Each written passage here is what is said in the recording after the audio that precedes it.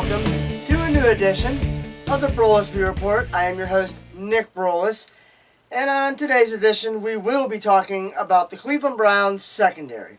Now, before we get into that, this edition of the Broulis Report is brought to you, as always, by Cafe 80s. If you enjoy 80s music, you will definitely want to check out a Cafe 80s show. You can follow them 3 different ways. The first being, get on Facebook, type in Cafe 80s, and then you can like their fan page. Also, visit their actual website, thecafe80s.net, or download that Bands in Town app and just type in Cafe 80s, click on their name, and then you can get email alerts that way. So you'll want to check that out. If you want to check out a Cafe 80s show, I would strongly recommend it. Well, I talked a little bit earlier last week about the Cleveland Browns position by position, starting with the defensive line and the linebackers. Well, obviously started out with Myles Garrett and a couple other people, and how I thought that this year's linebacking core on paper didn't look that bad. Well, I also said that a good front seven can also drastically help what a secondary can look like. Now, those of you that are defensive-minded in football like what I am know how big it is and how important it is that you have a quality pass rush to help out your secondary. Well, on paper, the Cleveland Browns do not have a very good secondary. And obviously, if the Browns are going to have a good year in the back, in the secondary, Joe Hayden must have a good season and play a full 16 games. He's been hurt. And also another thing is, he seems to have a big problem defending those smaller wide receivers that have a lot of speed and can really jolt. Well, Hayden, this is your year to prove yourself. And I know you've said before that you feel like that you shouldn't have to prove yourself anymore, but guess what?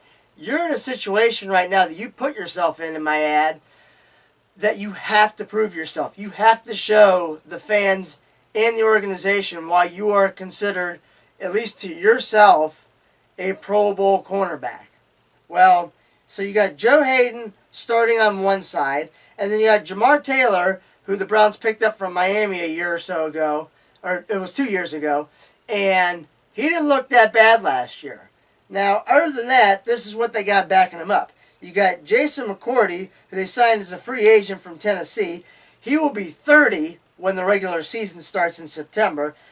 Then you'll have Brian Body Calhoun, who had a decent year last year. He was a nobody at the beginning of the year, and he did turn into somewhat of a somebody. Then you have Howard Wilson, the rookie out of Houston, who some say might be able to push as a backup or possibly even start if 1 or 2 guys go down in terms of the starters. And then I already talked to you about Jamar Taylor. Then you have the strong safeties with Jabril Peppers, the rookie out of Michigan. And he actually is not even signed yet. He wants more guaranteed money. And for the record, those of you should know at this point that I am really happy the fact that the Browns drafted him.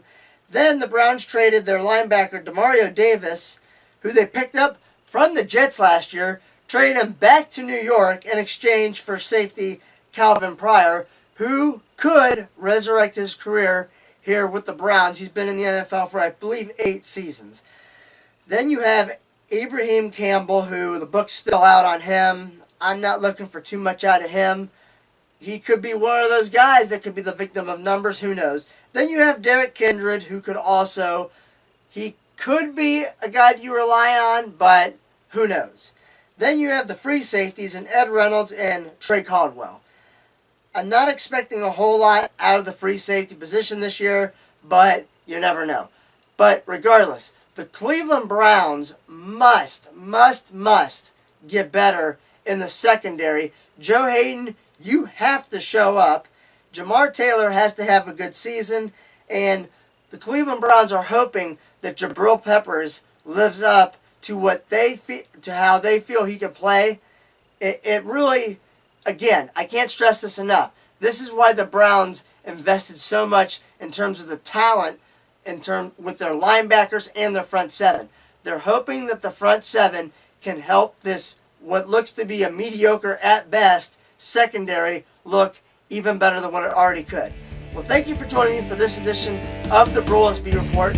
My name is Nick Broulis. Thanks for watching.